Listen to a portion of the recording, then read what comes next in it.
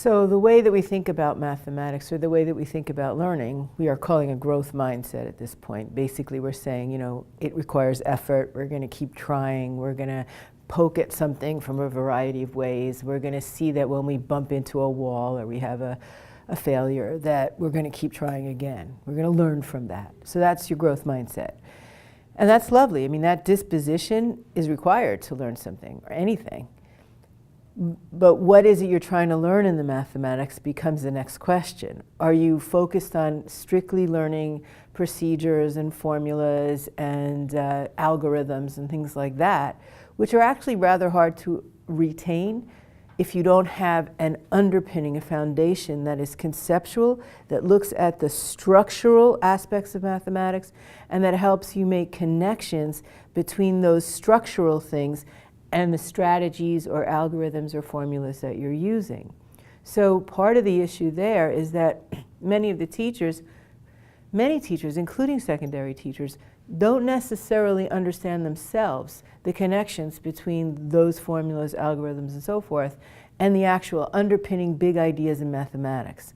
So the work is to start naming and looking for that. So you can call it a landscape of learning and name things like the distributive property, the associative property, inverse relationships, and so forth. Or you can take that further and start to unpack, well, what does that mean? What does it mean to understand the distributive property? And then where does it show up in this algorithm, helping people connect those things? So for example, if I'm a kid, elementary kid, and I understand that I could break a number apart, operate on it, and stick it back together and get the answer additively or multiplicatively, that's the distributive property at work.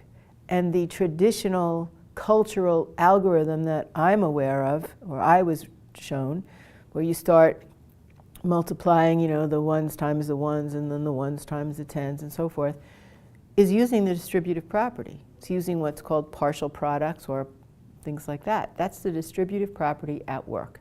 So what's really important to focus on is the distributive property and how it works. And then the algorithm makes sense. And if you get lost or you forgot about it or something along that line, you have a way of getting back into it, of making sense. Even though you might not be instant and fluent, you have a strategy and an understanding that underpins your capacity to make meaning in mathematics. And the distributive property is just one example. So many teachers don't have that background, that depth of understanding themselves. So one of I think the good news in one way is that we can learn it alongside kids. With the right kinds of coaching or materials and coaching, or the right kinds of professional learning, study groups or inquiry groups, whatever lingo you want to use about how people are learning these days, if you identify that you as an adult are somewhat fragile or somewhat procedural in your understanding of mathematics, then I would say it's your job to learn mathematics in a new way. And personally, that's my history. I left high school, I never took anything beyond geometry. I did the first 2 years. In those days, you had to do algebra and geometry. If you passed the Regents, you were done. And I never wanted to look at mathematics again. I was done. Mostly because it was so poorly taught. And I didn't go into education until my 30s.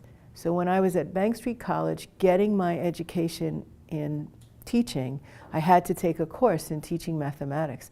And these light bulbs started going off in my brain about, oh, that's what a squared number is? Oh, that's what it means to multiply? Oh, that's what this means and that means. That's what pi is? Why didn't anybody ever tell me this? Like, why was that not part of what we studied together? Now, that's changed somewhat in education, but not that much. And I went to, I'm talking over 30 years ago that I was in graduate school, right? So it's a little frustrating sometimes. But from that learning, from those moments in graduate school with the teaching that I was given, I woke up to a whole new world in terms of mathematics. And it's kind of ironic that I'm sitting here as a math expert, which I don't really consider myself. I consider myself a continual learner in mathematics because that's what I've had to do over the last 30 years in order to reach the children that I work with, in order to learn together side by side with colleagues, and then identifying the people in the field who could really help me. So the Kathy Fosnos of the world, the Hal Melnicks of the world, the Marilyn Burnses of the world, and so forth. These are people who have dedicated their lives to helping teachers understand what it means to learn mathematics and to find methodologies that reach almost all kids.